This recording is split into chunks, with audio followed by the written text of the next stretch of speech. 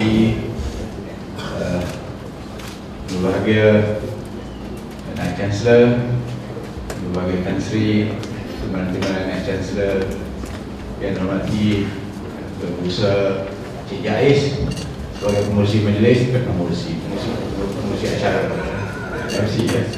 Alhamdulillah kita dapat bertemu dengan keadaan jadual yang telah disusun, mungkin tidak begitu penuh, walaupun bagaimanapun masa yang ada kita gunakan sebaik yang boleh.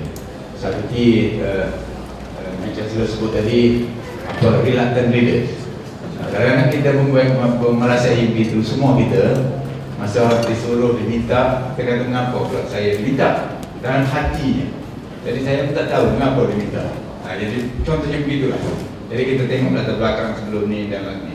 Saya akan beri overview about 3 minit atau 4 minit, 5 minit, dan kita minta Ketua Tan Sri sambung.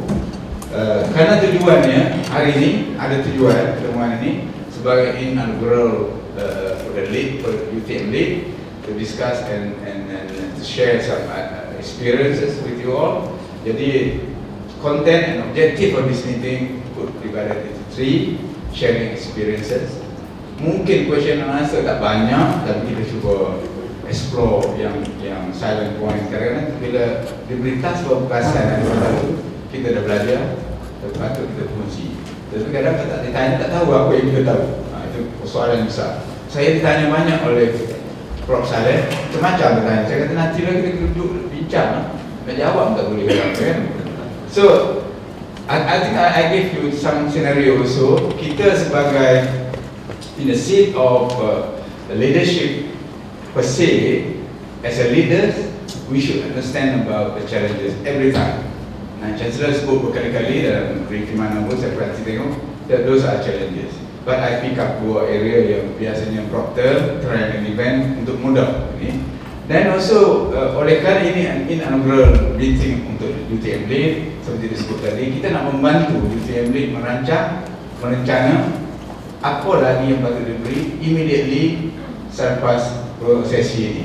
Jadi dalam masa sekejap kita juga kena try to share what is our about ourselves tentang leadership issue nanti. Itu the end of the session nanti.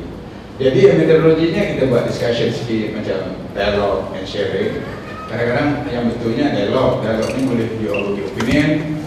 Discussion ni bagi opinion, you stand up with your opinion. Dialogue you give opinion, dan ada bagi opinion, dan kita tengok apa opinion itu. Dan berbeza sikit dalam reality about those 2 items and sharing of course. And then kita tengok reflection our critical own leadershipnya, thinking ataupun in place or embedded. Karena gitu kita tak sedar bila kita tidak jumpa sesi sambung ini. And then kita cuba narrow down nanti bersama UTM Lead, so dia nak narrow down tentang academic leadership di UTM context ini sebenarnya. Walaupun dalam kita bincang ini memang fokus kepada UTM context.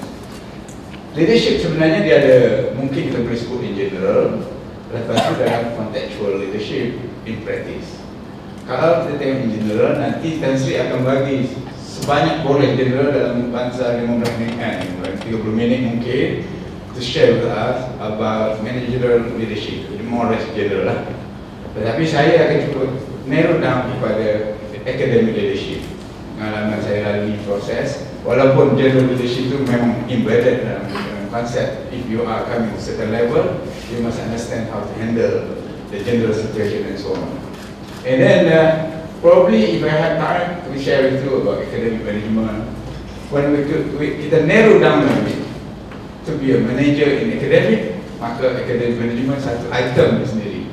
Contohnya, mengapa kita ada sistem akademik, mengapa sistem akademik kita begini. Dalam bahasa yang kita guna sebelum ini, masa kita devise sistem akademik UTM, sistem akademik UTM adalah sistem yang caring, yang inclusiveness, semua ada term-term yang moden ini. Semua dah kita masuk dulu sejak tahun 84, 87, 88 reviewnya ada. Mengapa dia caring? Ada sebabnya, kita tengok. Mengapa kita kata inclusiveness? Ada, ditulis, dan sebenarnya sedar tak sedar kita yang nak praktiskan perkara itu dan continue to expand. Tak boleh berhenti sekali itu. Ini dalam konsep leadership, jadi kita juga devise a new way to take charge about konteks. Konteks sekarang dan konteks 80-an dengan 90-an berbeza. Saya admit itu. Memang banyak perubahan dan perlu perubahan. Dan Chancellor pagi tadi sebut etika staff akademik. Kalau ini been devised in place for a long time dan dah pernah lalui proses pun, saya dah beri proses untuk tujuan ini dengan ada pakar itu, pakar banyak kali untuk staff yang tertentu untuk tujuan menjelaskan di samping kita berfungsi sebagai staff akademik, ada perkara-perkara limitation dan juga perkara-perkara yang diperlukan beyond normal role of academician.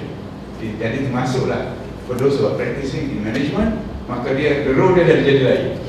Maka kena tengok there's limitation and so on. Jadi program approach for the day ialah sekarang ada facilitator yang kita berkongsi. Saya sebut berkongsi dah senang kan. Leadership from managerial perspective. Maknanya Tan Sri been long time in terms of managing, manager, head of group, head of department. Konsepnya dia adalah konsep managerial per se, more or less general saya sebut. Tapi saya tidak lalui proses itu. Kita more or less manage peers, manage group of expert yang saya dah lalui setakat ni. Jadi leadership from academician perspective. Jadi saya sebut begitu. Saya bagi terus terang dengan mudah untuk tujuan hari ini. Dan kita take break sikit, mungkin waktu dah lari sikit. Tapi kita nakkan yang last part tu panjang juga, about 1 hour ke less. Dan sikit slightly less, tak apa. Tujuan kita share about own analysis. Jadi 4-1 ni Tan Sri akan bring in some thinking, his experience to share with all. Dan kalau boleh semasa itu kita interact. Saya bagi masa. Tak apa, okay, saya jadi facilitator Tan Sri Professor juga facilitator the big time. Tetapi kita cuba limit supaya around 11:45 ke, save for the time now. Kita kena switch kepada another one. Itu konsep. Jadi jemput Tan Sri untuk sambung ini. Sebab hari ini kira inaugural discussion for UTM. Jadi saya kena bagi mula-mula kenapa kita diminta memulakan ini.